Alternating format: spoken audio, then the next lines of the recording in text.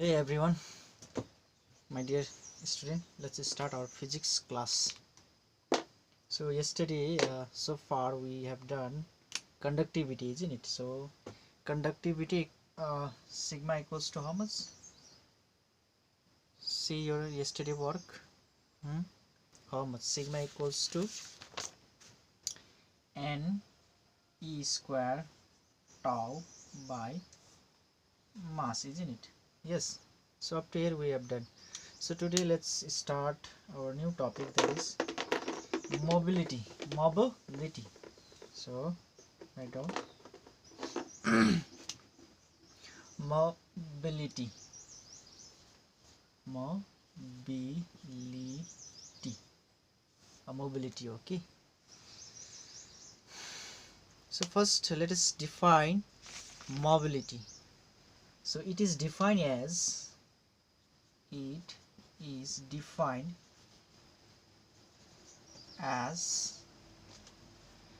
the drift velocity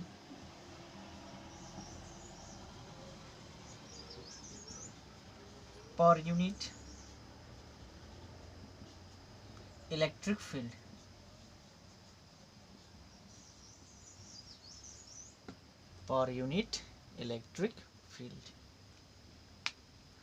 So mathematically mobility is denoted as mathematically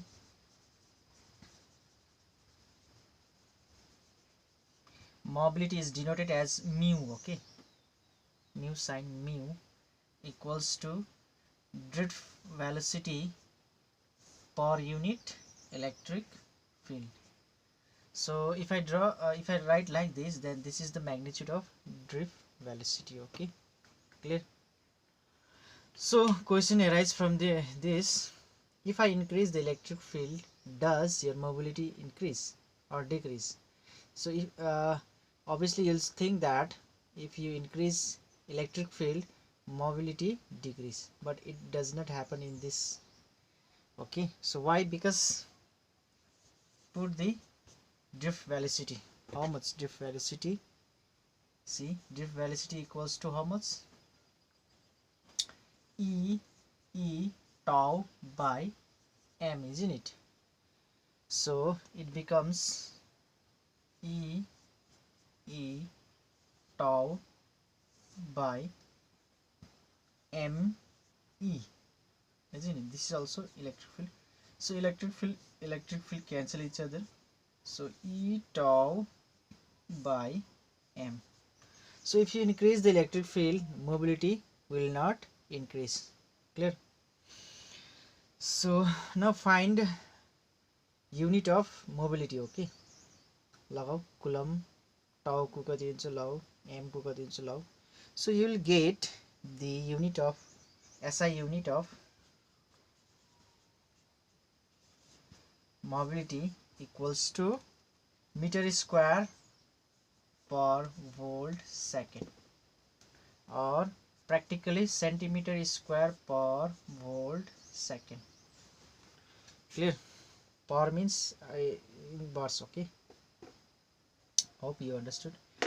यसको पनि खोज्नु, you just find this one, unit of drift velocity. सबै लाऊ, you'll get electric field को लाऊ, coulomb per meter, यो coulomb tau को लाऊ value, you'll get the unit of drift velocity.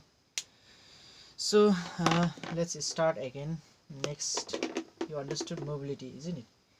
So next we have to discuss the characteristic. Okay, the graph बनाउँछ नि त्यसलाई नै के भन्छ? Characteristic. Okay, sometime if you draw the graph, that is the characteristic of that particular thing. Okay, graph लाई नै के पनि भन्न सक्छ? Characteristic. Okay, so let's talk with Ohm's law.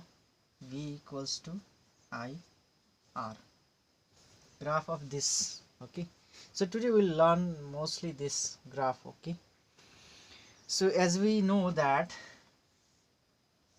from class 10, you know this one, isn't it? If there is a equation like this, x plus y equals to 0, then you will get the straight line, isn't it? passing through origin, isn't it? If you draw the graph of this type of equation, you will get a straight line passing through the origin. So this is also same, isn't it? This is x, this is y, and c. Again, if you see x plus 2y equals to 0, or you can just write y equals to 2x, then this type of graph you'll see, you'll get a graph of line passing through the origin. Okay, clear? So कति बेला चाहिँ graph चाहिँ origin देखि pass हुँदैन. Okay, let us take one example. Y equals to 2x plus 3. So हेर, यस्तोको चाहिँ graph चाहिँ के हुन्छ, origin देखि पास हुँदैन. किन? If I take x equals to 0, y कति हुन्छ 3. So यहाँबाट पास गर्ने गर्छ. Clear? Y, if I take x is equal to 0, y कति हुन्छ 3. So it will pass from this. So this will not pass through the origin. So next type of graph is this type of graph, isn't it? X square plus 2x. यस्तोको graph बनायो भने कस्तो पाउँछ तिमीले? You'll get curve. Okay, यस्तोको के पाउँछ? Straight line. यस्तो स्क्वायर छ भने के पाउँछ? कर्व पाउँछ. Okay, clear? क्यूब छ भने झन् बेसी आउँछ curve. Okay, so well, this is what your graph. Okay, so now see your this are same, isn't it? So if I plot v versus I, r is constant, isn't it? 2 as a 2. See, v equals to ri, isn't it? R is constant, isn't it? To valid Ohm's law, R should be constant. So now question comes from this one, this type of graph. Okay, so now write down, if I draw a graph, graph like this, this is my graph. Clear? And this is our graph of v equals to ir. Clear? So this is your I1, and this is your I2, and this is your v1, and this is your v2. So if I draw a triangle, class 10 ma chha, isn't it? What is that? Section formula, isn't it? So from section formula, if I'll get, we know that r equals to how much? V by I, isn't it? So this is your change in v, isn't it? v2 minus v1. So this is your del v, and this is your change in I. So del I, isn't it? I2 minus I1 change. So r equals to, you'll get del v by del I. So this is your r, isn't it? So r is actually the slope, this slope. Resistance of any material is just a slope representation in graph. Graph मा चाहिँ कहाँ पाउँछ तिमीले resistance? This one, slope. So hope you understood, isn't it? Now question comes like this. If I say you understood the resistance is your slope, isn't it?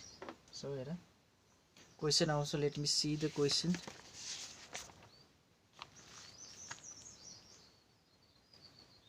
Sorry, you understood this one, isn't it? R. So first we'll discuss this one, combination. Okay, then only you'll understand the question and concept. So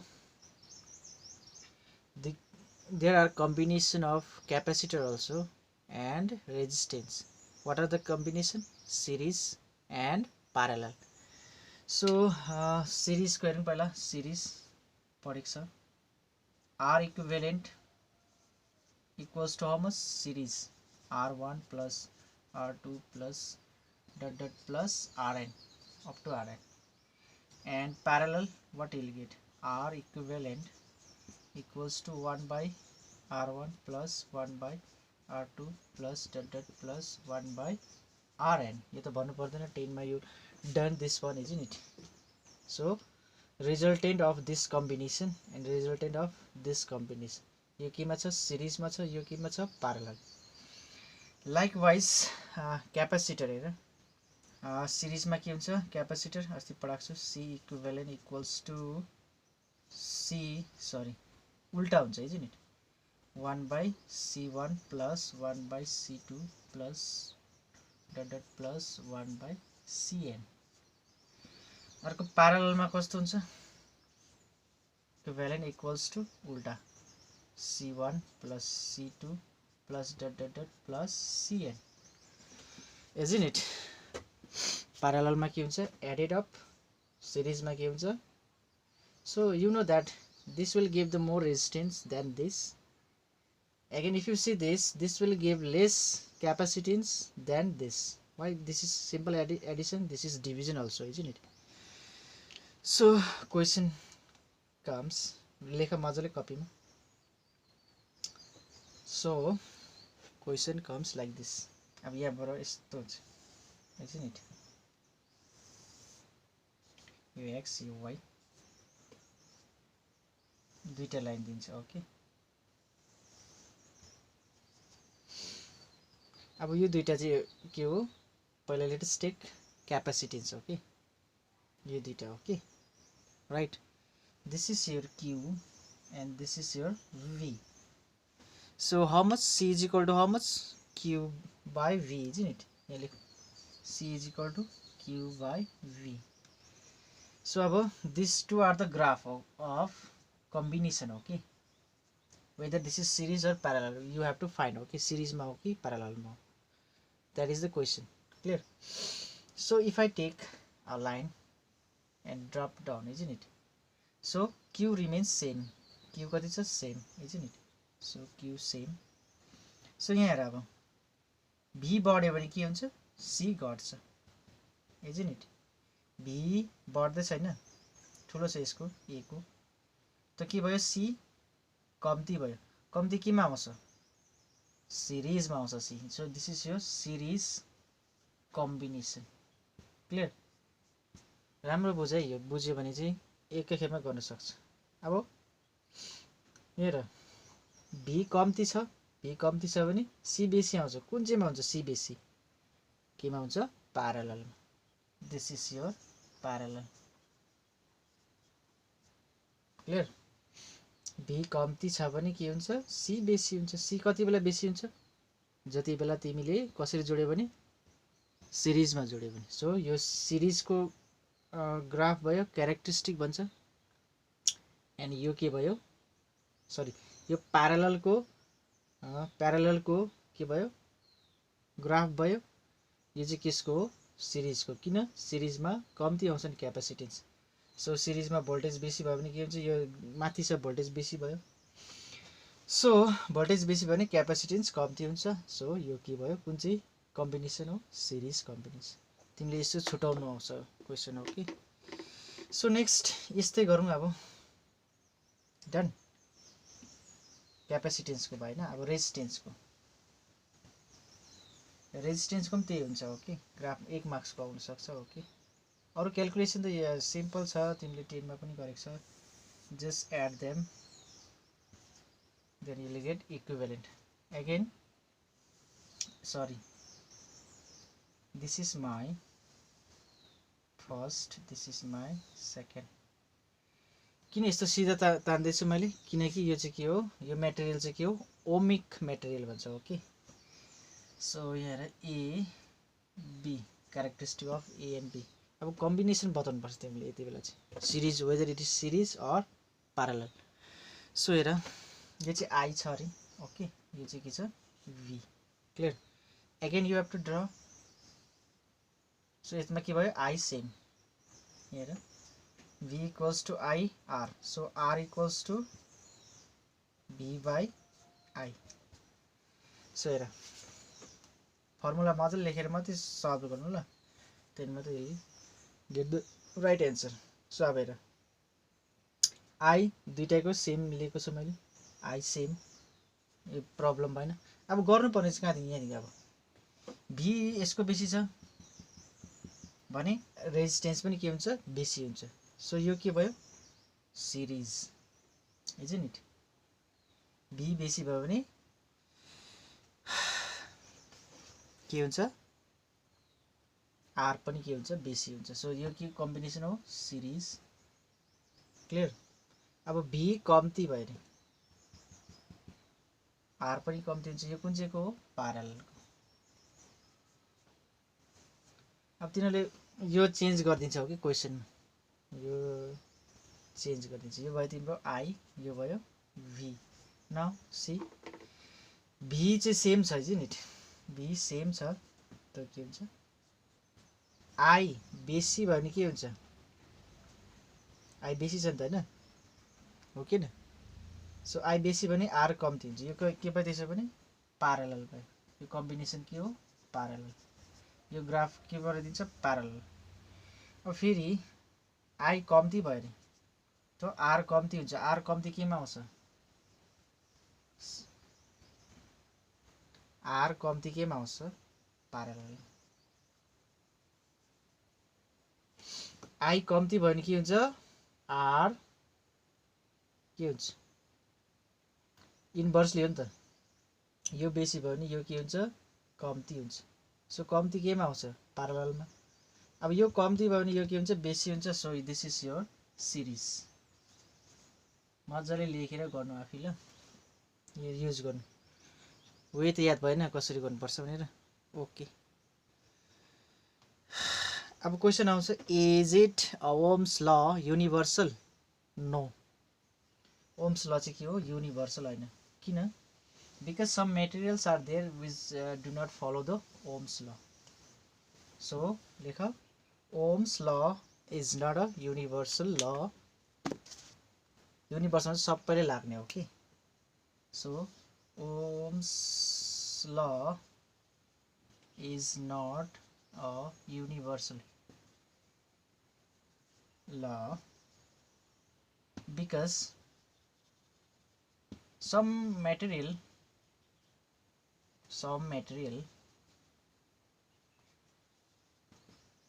do not follow